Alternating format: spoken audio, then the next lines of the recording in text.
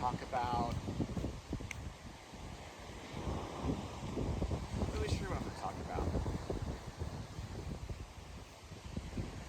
I'm in Kanaha Beach in Maui, beautiful Maui. The blogs have been filled over.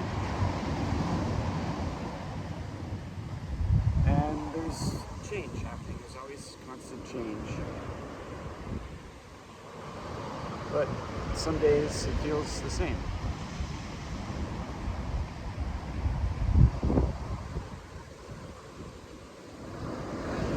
I can just be who I am right now. So who am I right now? Hopefully these waves aren't too loud, but it'll be good. I feel very alone right now. I feel very alone. Sometimes I go days without anyone texting me, and it feels sad. I know people talk about you don't have to feel alone if you have a good situation with yourself, but I don't know where I'm at these days. I feel like I'm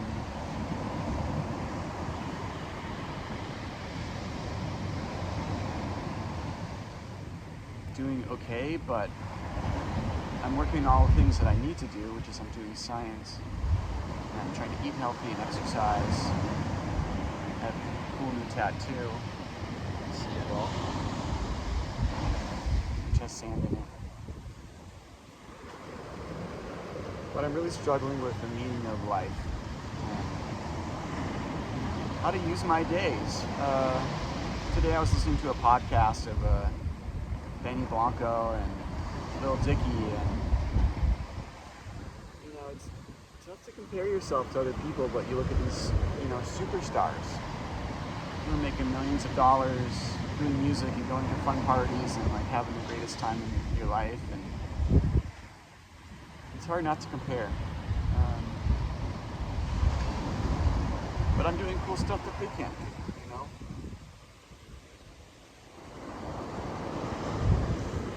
But it always is tricky to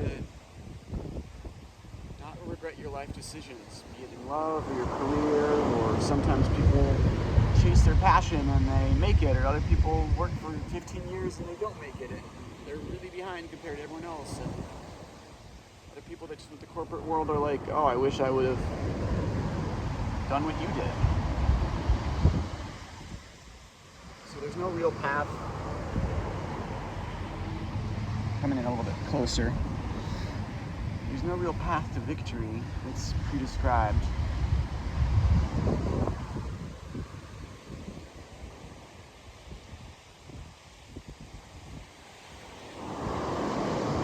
I think that having a nice family unit, people get a lot of happiness from that when they find something that truly works for themselves. I know it's the samsaric entity of birth and death and wheel and raising another life. But it seems if you have a nice unit, like you get a little club, at least temporarily, that will love you, hopefully.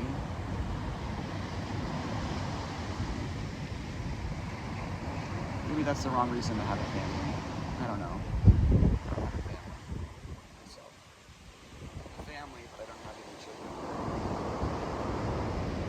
And that's been weighing on me as I'm on the backside of 30. And I was in Mount Carroll, Illinois, which is this really small town in Illinois, like 3 hours west of Chicago. There's like 1,300 people. And I was probably 24 when I went there. And I went back to save money to go back to school and help my mom open up this pharmacy. But I had a song called Backside of 30, and I was like, in my mind, I'm like, that's so much further in the future. And now I'm here. I think the guy who was singing it was in his 40s, but he wrote it when he was in his 30s. But I really resonate with that song because I'm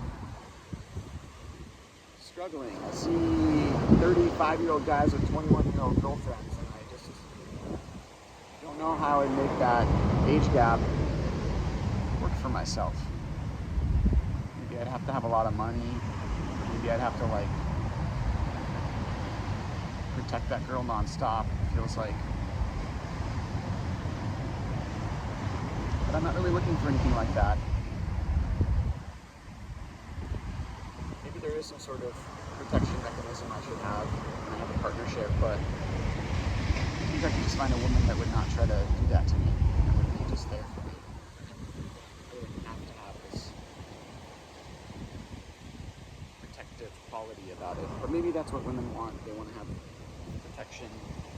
They want to fight off other competitors. Maybe I'm too simple.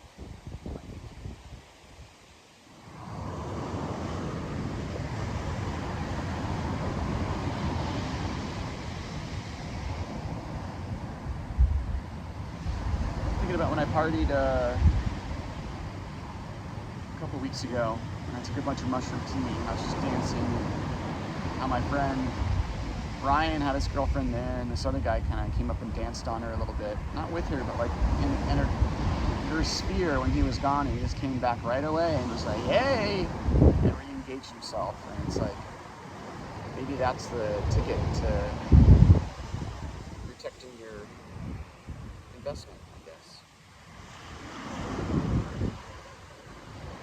But I feel like if you have something that's truly meaningful, you don't need to protect it. It should just be what it is. But that's what all these sayings say, right? Maybe all the sayings are nonsense. I don't know. I wish I could give a better Dharma talk than this.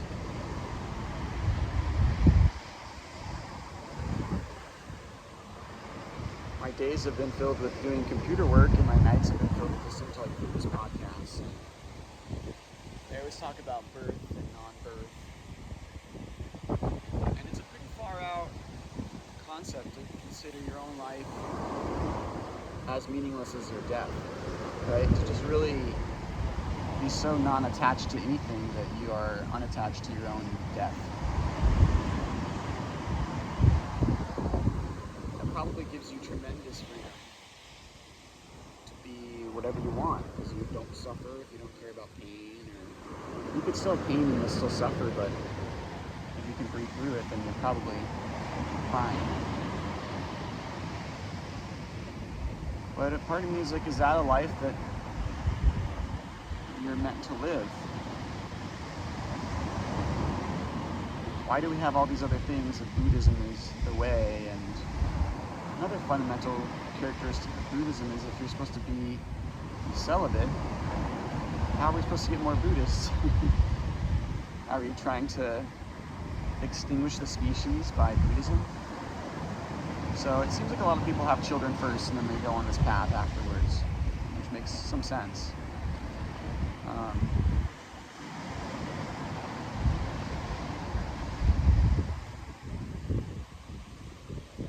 Some people don't. And then I heard the story of Milarepa recently where everyone's like, he's the worst murderer in the world, and his murdering was by this curse that he cast, right? And this house came down and killed like a ton of people. And then he repented and became a master. But it's not like he went and like stabbed someone in the throat, you know, and like physically did it to them with his own bare hands. I'm sure he was training as a dark wizard, but so in order to believe in his repentance, you have to believe that his magic was strong enough to kill somebody, kill multiple, 30 people. So I kind of oscillate on the fence of like, is Buddhism just complete nonsense? Because as you go further into Buddhism, and I have like, you know, a mandala tattoo now. So I guess somebody's stuck with that one. As you go further on the path, in the Vajrayana, you see that another partner can be a vehicle to your enlightenment, like the sexual path. Having sexual orgasm with another person can bring you to this space. So you're not so celibate after all, you know, and how do you have sex with a partner and not be attached? Use them as a vehicle for your enlightenment. If that even is your path. I'm not really sure.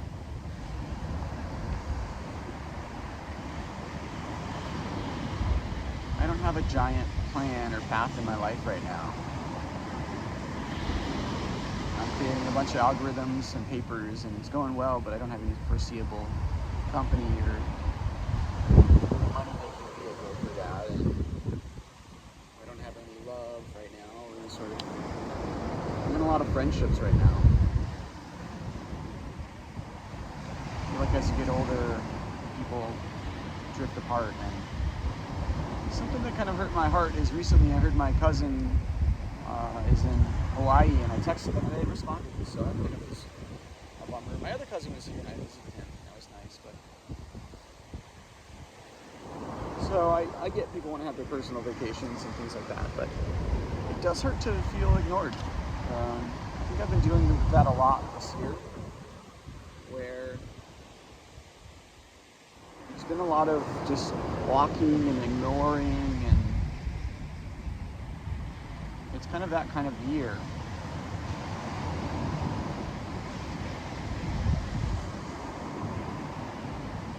How much battery I have left, but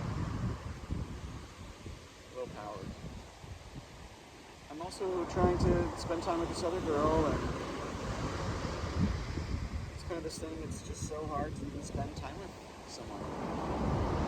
They really have to get out of their way, and then the cute girls have 10 guys trying to spend time with them, you know? So I'm not really sure what to do in my life. Meditation is a good space to be in right now. I want to work on some jazz piano. But I wish I had some deeper Dharma talks to deliver.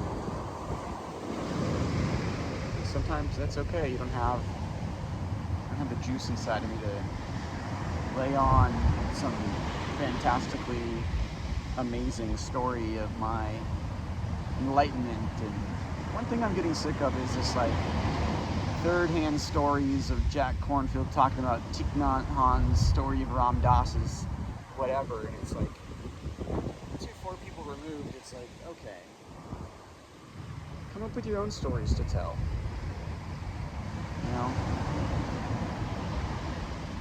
And maybe that's where I need to focus more on myself. I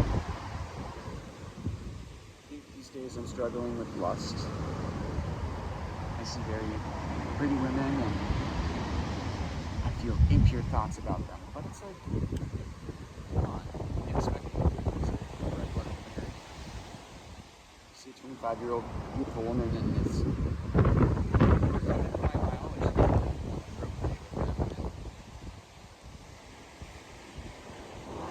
But it always makes sense until you meet them and dig deeper into the surface of that person and who they might be, which I don't really know who they might be.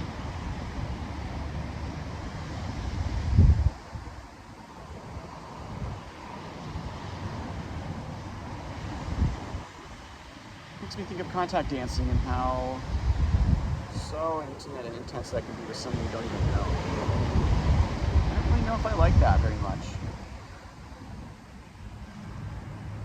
It's difficult to understand my sexuality. I might be, sometimes I feel very sexual and very with it, and very like, oh, I know that, I understand. And other times I'm like, I don't get it. I don't see the signals. I guess the signal is to always try. That's what someone told me. or I've heard, is like, okay, you miss 100% of the shots you don't take. It's better to try and be rejected than just to be the super good, nice guy that's waiting for a rainbow to cross over your pot of gold. I don't know. I don't know what to do. I feel very sad a lot of these days. I feel like I spend a lot of my life lying down. I feel like I'm addicted to YouTube. Watching chess videos, I'm playing chess, I'm getting destroyed at chess. I'm watching music videos. I feel like I'm consuming a lot. But it's difficult too because when you're coding now, you have the AI do the stuff. So you say, AI, go do all these things, and you're just sitting there. Watch a 3-minute video or something like that. So it's a very dangerous hole to get sucked into. Maybe I can do better than that in the future and try to stay more on playing more music. I think even just practicing piano at my house more is a good idea. And maybe I can get some solo jazz piano gigs and just start playing out more. I think that'd be really fun. Play around the island.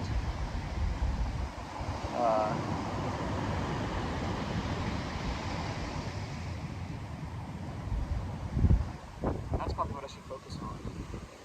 That'll get me out of the house and playing restaurants and playing gigs, and then I can focus more on science when I'm at home and work on recording and things like that.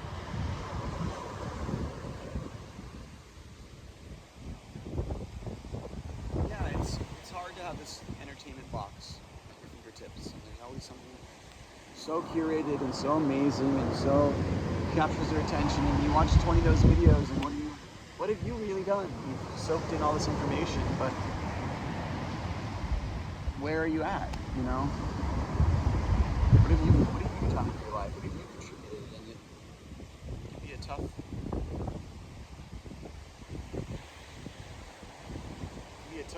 pill to swallow, where you think you've wasted years of your life maybe doing these things. So that's kind of where I'm at in my space, my life. Another thing I've considered doing is like going to church on this Sunday, and I know my ex-girlfriend goes to this church, and it's never good, but this guy, Ty, invited me. He's cool, and he goes and says it's really nice, but I don't know if I want to invade that space that she has. But at the other time, it's like, hey, it's a church, it's open to anyone, you know, but I don't know. I'm not sure what to do in that regard. I wish I could just be the good person and to feel with the Holy Spirit and Jesus and pray and feel that and feel lit up by it. I feel like if I would have gone to church more in my life, even with her, my ex, my life would be slightly different now. Church is interesting because everyone there is cool, but if you don't dig the churchy church, Jesus 100% all the time way, then they really get mad at you. So it's challenging. It's challenging to know what to do with your life, and where to go, and who to show up for, and what to believe in. We'll talk about when you die. If you're hungry, or you think about a fish, you'll come back as a fish. And maybe Jesus was that strong to come back as Jesus himself. It's pretty far out, I think. But I guess for me, I try to hold both beliefs of not believing in any of it and completely believing in all of it. There's no way to really know. Certainly when you get in these deeper states of breath work and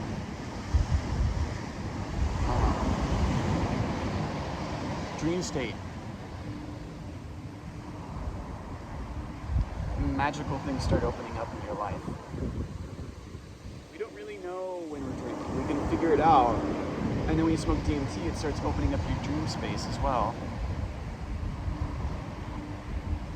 So probably when you die, you release all this DMT and your brain just flies into this fantastical death space.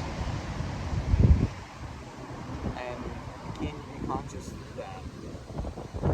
It makes me think of Feynman, the physicist, where he's dying and they're like, should we give you pain medicine? And he says, no, I want to know what it feels like to turn off. And I just think that is like a incredibly badass way to go. You know, that's very poignant, I guess, is what the word I'm thinking of. In many ways, he's a truth seeker himself, you know. He went in these flotation tanks, and of course you see all these hallucinations, and you see characters and things like that. And he said, yeah, but that's just my mind creating all these things. But at the same time, it's your mind creating all these the rest of your life too. And I think that's a very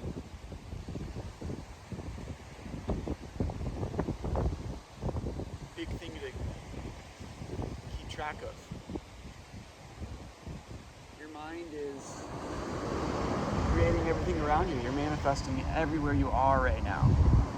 If you get on a plane and it crashes, that's your mind bringing you to that conclusion. It's just a random look at the universe, but at some space, you took that, you brought yourself there.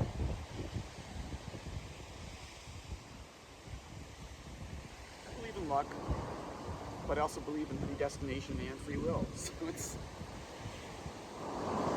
I hate it when people say everything happens for a reason, but it's kind of true.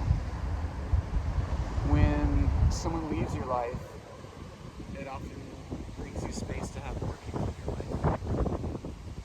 But it's difficult when some people leave your life, and, you know, like a parent, right? I was sitting down today, and I met my friend Ty, who invited me to church, and this other girl, Melissa, sat down. And for some reason, I have this adversity to this girl, Melissa. I think it's because she's kind of fat, and she's kind of has big boobs, but, you know, when I party with her at this party, she just got really drunk and was just super obnoxious. So maybe that's the biggest reservation I have with her, but she was cool today. She sat down and she talked with Ty and me, and at first I was in a very intense conversation with Ty about Jesus and the church and stuff, but she sat down after she saw us. And I had an adverse reaction to her.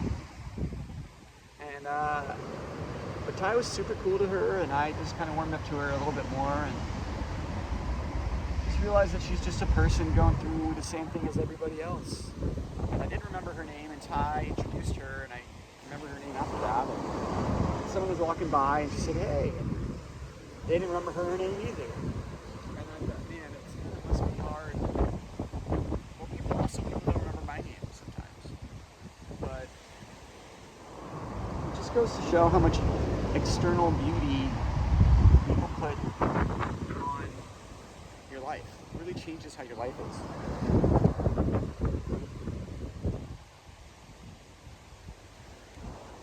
But she was kind of obnoxious at the party when she was drunk, I'm not gonna lie. So that was probably the biggest turn off to me, not wanting to be around that person. But she was cool today. But I don't know, I'm not very attracted to her, and I don't think she's conventionally attractive. And I think that really changes your perception of the world and how people treat you. As much as we say we don't care about our personal looks, it really changes how the world treats you. Subconsciously or not subconsciously. If she was a 10 out of 10 bombshell, I'm sure people would be buying her drinks and trying to sit down at the table and trying to talk to her and all this other stuff. Walking by and remembering her name and this and that. So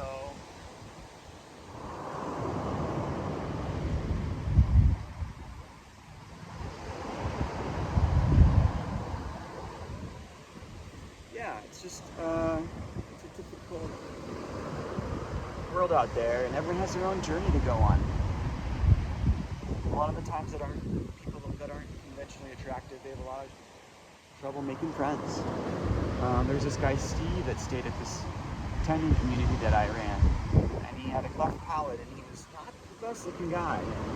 He was kind of out of shape, and he was pale, and he came to Maui to redo his life, and then he had a mental breakdown. But he had so many surgeries, and I remember my other friend told me, like, I don't think he's very spiritually evolved. And I just thought about my other friend who said that, and I thought, man, it's the complete opposite. Like, you have no idea how hard this guy's life must be. Going through these surgeries on your face, having the world look at you differently, like, having not a lot of friends. He said I was the only friend that really he had here when he came, or his only friend for a long time. And that made me feel good. It also made me feel sad. But it made me realize how superficial this world can be, and I'm part of it too. I'm not saying I'm not that. I want to marry a very pretty girl that's easy to look at. I can admit that to myself. I want to marry someone who I'm very attracted to and kind of lights me up, right? So, but not to the cost of having nothing in common with them. I think it's a combination of inner beauty and outer beauty. But yeah, we never really know what people are going through and their struggles. So that's a very good thing to keep in mind. Every single person you see has their own universe.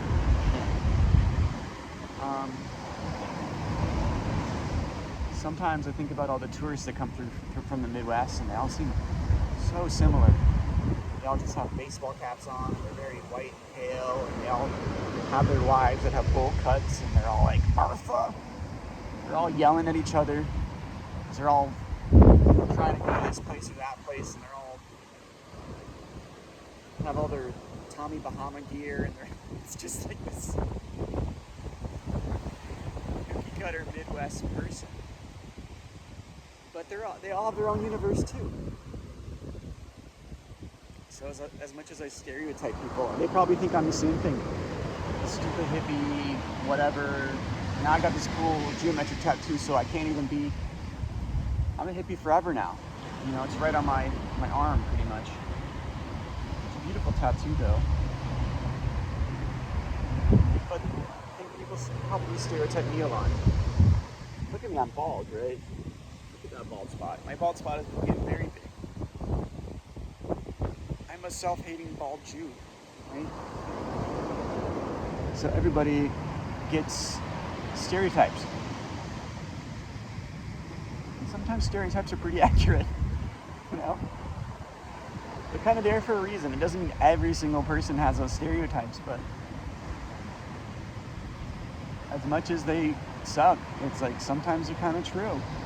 Sometimes it's true. If you're an old lady Asian driver, it's like you're probably driving pretty slow. I've never seen any old lady Asian chicks hauling ass in a huge Tacoma. I'll tell you that much. Only the local bros are cruising on that shit. We should just get a sick baby blue Tacoma, right? Embrace my materialism. But I think it's difficult to know if you're feeling spiritual or not. I kind of oscillate. Sometimes I feel like, I meditate and I get it, and I'm like, this is the strength and this is where I'm at. And then other times I'll masturbate and I'll feel low energy and I'll say, okay, that's all bullshit, right? Whatever. People don't care about spiritual presence. It's like, what's your money path? What's your six-pack abs situation, right? Everybody is getting some sort of credit across the board in different situations. Are you going to work, and work out, work your body, work yourself to exhaustion? Sometimes you need to chill and just be where you are.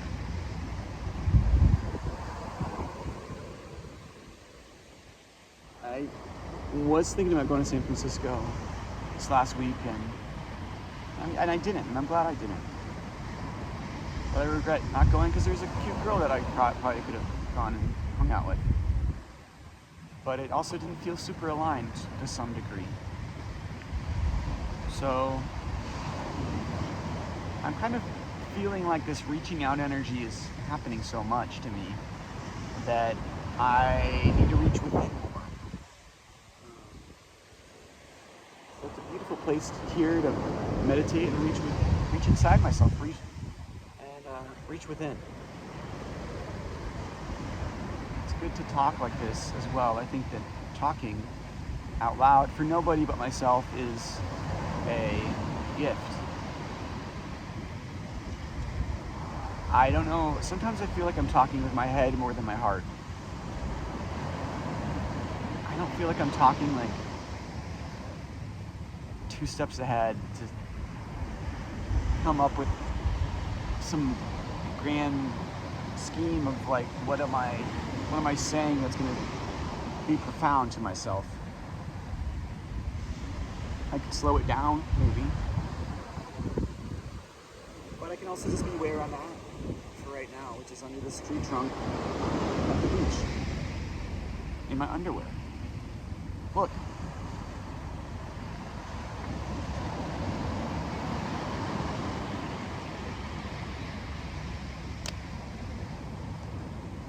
Here I am in my underwear, giving a little Dharma talk. Oh.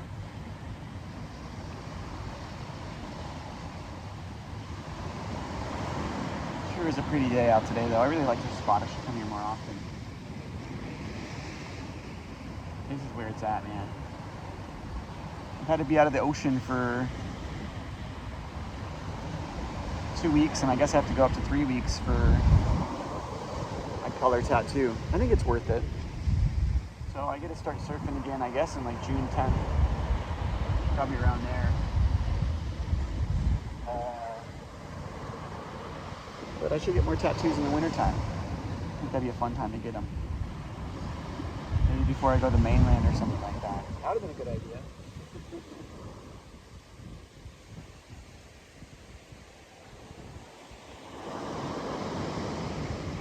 But I guess currently I'm just residing in paradise. It's difficult to be upset when you're on this beautiful island. And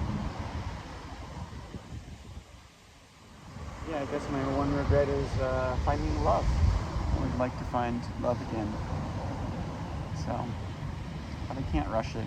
Can't force it out of it into something it's not. So until then, all I can do is work on myself. I can just make myself better and more at peace. And I think part of that is, I don't reach out as much. I don't lend out my books or my property because it's tough to get it back. I just kind of stay in my lane and make beautiful, can I bring such a beautiful aura to wherever I go that it doesn't matter what I'm doing. Playing piano for people or playing music for people. Can I be so soaked in the moment that it's a great space that I'm contributing to the aura of the present moment in a beautiful way. And I don't need abs, and I don't need muscles, and I don't need money, and I don't need a brain. I don't need intelligence. So you can just be so where you're at. Oh, there's a huge little beach crab over here. They're getting big over here. So I think that's probably good for today. I think I'm on like 34 minutes. This is probably gonna end soon. Like my battery. So, man, I've been coming out here and playing chess on the beach on my phone. Pretty great. It's really great. It would be kind of fun to come out and play. I wish I could have a mechanical board where it was hooked up to the app and I could have a real board that I play against people online and just move the pieces around. That'd be really cool. But I gotta go to chess club. That's where I really gotta go. Anyways. Back to chilling on the beach. I guess beach Dharma talk popping it out there. Maybe I'll put this one public. Why not? I don't really have much to lose anymore. Like, I guess someone might see this, or someone down the line might check it out, but I can grow my channel slowly. I have a lot of private talks that maybe I'll put those out someday. Maybe I'll repost my private talks. But yeah, today, I don't know. It's alright time to talk. No one's gonna listen to this anyway, so it doesn't matter. Peace and love. Hopefully I can spread a good aura around the world.